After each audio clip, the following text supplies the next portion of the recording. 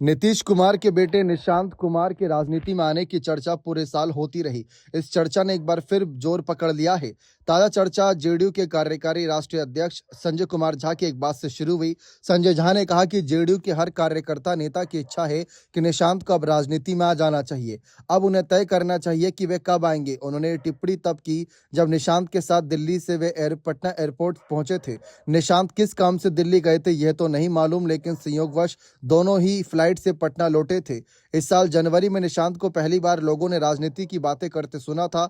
उन्होंने एक पारिवारिक कार्यक्रम में अपने गांव कल्याण बिगा में कहा था कि उनके पिता ने मुख्यमंत्री के रूप में बिहार के लिए काफी काम किए हैं। आगे भी बिहार के विकास के लिए उन्हें मुख्यमंत्री बनाया जाना जरूरी है।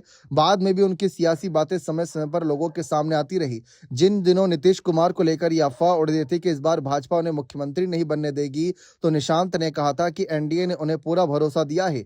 एनडीए को नीतीश कुमार का नाम अगले मुख्यमंत्री के रूप में घोषित कर देना चाहिए। जिस दिन वे संजय झा के साथ पटना एयरपोर्ट पर पहुंचे, उस दिन भी उन्होंने कहा कि उनके पिता को लोगों ने काम का इनाम दिया। उनके पिता अब रोजगार की इस दिशा में काम कर रहे हैं। 1 करोड़ नौकरी रोजगार का वादा किया है तो वह जरूर पूरा करेंगे। निशांत के राजनीति में आने को लेकर समय समय पर जिस तरीके की चर्चा होती रहती है, उससे तो यही लगता है कि जल्द ही उनकी लॉन्चिंग होने वाली है।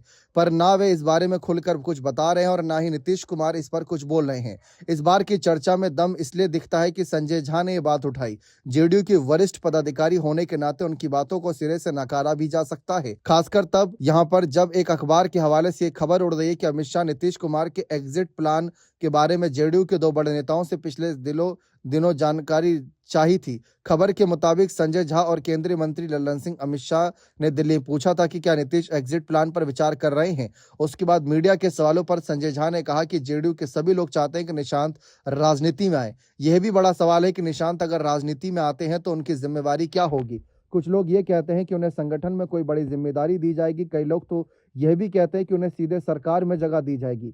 दोनों ही स्थितियों में उनके पिता नीतीश कुमार की सहमति आवश्यक है, जिन्होंने अभी तक इस मुद्दे पर अब तक चुप्पी साध रखी है। लोग ये भी कहते हैं कि नीतीश कुमार क्या सोचते हैं, क्या करने वाले हैं, उनके बेहद करीबियों को भी पहले पता नहीं चल पाता है। नीतीश कुमार इस बात से पक्षधर हैं कि राजनीति में परिवारवाद ठीक नहीं।